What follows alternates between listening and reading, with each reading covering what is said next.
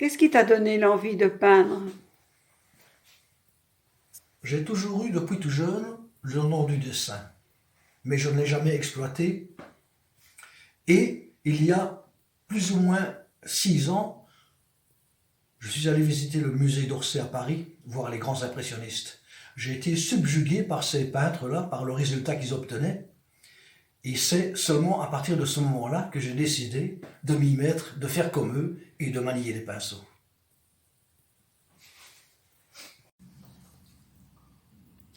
Quels sont tes sujets d'inspiration? Je suis inspiré par l'originalité d'un sujet quel qu'il soit. Que ce soit un paysage, un personnage ou un tout autre objet, il faut que j'y trouve une ambiance. Il faut que j'y trouve des contrastes.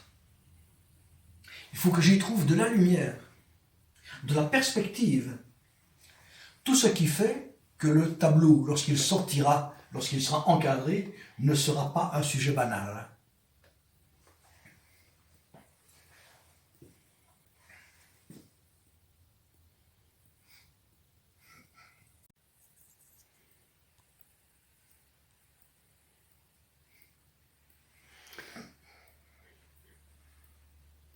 Quel conseil donnerais-tu à un débutant?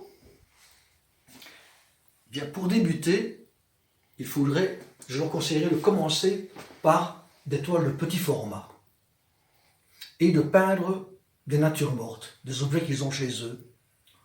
Un beau pot en grès bien galbé, bien ombri d'un côté, en y ajoutant des fleurs. Peindre, pourquoi pas, un vieux cuivre, avec soit des oignons sur la table, soit des fruits. Il faut bien sûr dessiner le sujet au crayon avant de commencer à le peindre.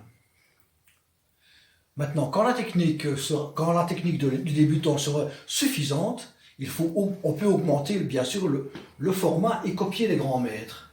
En ce qui me concerne, j'ai acheté, je crois, la plupart des livres représentant les œuvres des impressionnistes et j'ai étudié sur ces photos-là les différentes techniques qu'ils avaient, notamment les feuillages de Sisley, les eaux de Monet et de Caillebotte, etc.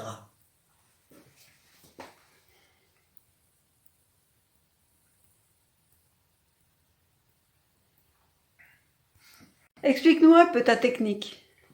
D'abord, comme je l'ai déjà expliqué tout à l'heure, je vais dessiner le sujet au crayon sur le tableau. Ensuite, en commençant par le dessus, je vais peindre avec un large pinceau le fond. Le ciel, par exemple, si c'est un ciel qui est en haut. Ensuite, les petits détails de premier plan et d'avant-plan seront peints sur ce fond-là avec un pinceau suffisamment petit pour arriver au bon résultat. Dans la nature, les couleurs ne sont jamais franches. Le bleu n'est jamais totalement bleu, le vert n'est jamais totalement vert. Il faut mettre du bleu et de l'ocre et du brun dans les feuillages.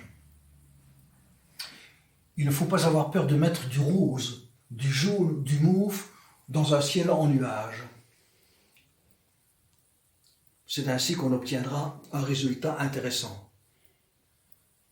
Voilà, je crois avoir fait le tour du sujet.